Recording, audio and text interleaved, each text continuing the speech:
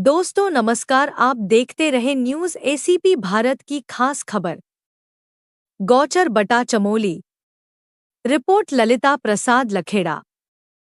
गोपेश्वर में वीबीजी रामजी योजना के शुभारंभ पर जिला स्तरीय कार्यक्रम आयोजित। भारत सरकार की वीबीजी रामजी योजना के शुभारंभ के अवसर पर गुरुवार को विकास भवन, गोपेश्वर में जिला स्तरीय कार्यक्रम का आयोजन किया गया। कार्यक्रम के दौरान केंद्रीय कृषि एवं किसान कल्याण मंत्री श्री शिवराज सिंह चौहान के संबोधन का सीधा प्रसारण प्रतिभागियों को दिखाया गया। इस अवसर पर योजना के उद्देश्यों, कार्यप्रणाली एवं संभावित लाभों की विस्तृत जानकारी भी साझा की गई। कार्यक्रम में स्वयं सहायता समूहों की महिलाएं, मनरेगा श्रमिक, विभिन्न विभागों के अधिकारी, जनप्रतिनिधि एवं बड़ी संख्या में ग्रामीण प्रतिभागी उपस्थित रहे।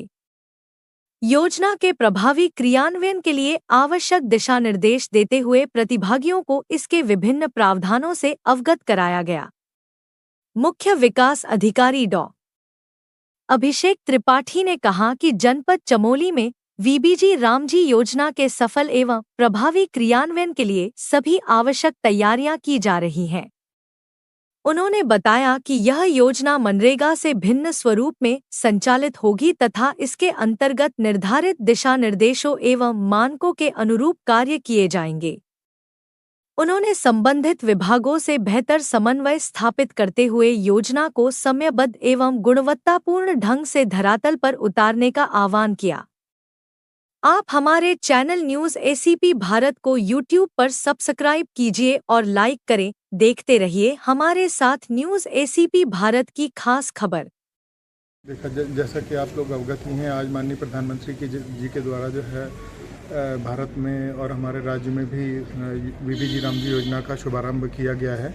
और ये योजना में पहले हमारे 268 कार्य थे, जो कि अब की बढ़ा करके 318 कार्य कर दिए गए हैं। और जो पहले 100 दिन का रोज़गार मिल रहा था, वो अब 125 दिन का रोज़गार ग्रामीणों को मिल पाएगा, मज़दूरों को मिल पाएगा।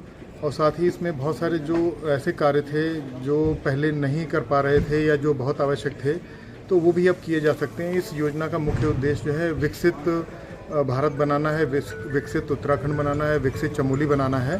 और इसमें कुछ जैसे उदाहरण के तौर पे जो हमारे छोटे मोटे कार्य होते थे, जो सामुदायिक भवन होते थे या हमारे जो पंचायत घर होते थे या हमारे हेल्थ इंफ्रास्ट्रक्चर हैं, उनके मरम्मत के कार्य भी हम इसमें कर सकते हैं। साथ में सबसे पहली प्राथमिकता इसमें हमें जल संवर्धन को दी गई है और उसके पश्चात इंफ्रास्ट्रक्चर डेवलपमेंट को भी दूसरी प्राथमिकता दी गई है। इस प्रकार से इस योजना के माध्यम से ग्रामीणों को न केवल रोजगार मिलेगा, बल्कि ऐसी अवसंरचनाएं भी डेवलप की जा सकेंगी जिससे कि विकसित भारत, विकसित उत्तराखंड और विकसित चमोली बन पाएगा।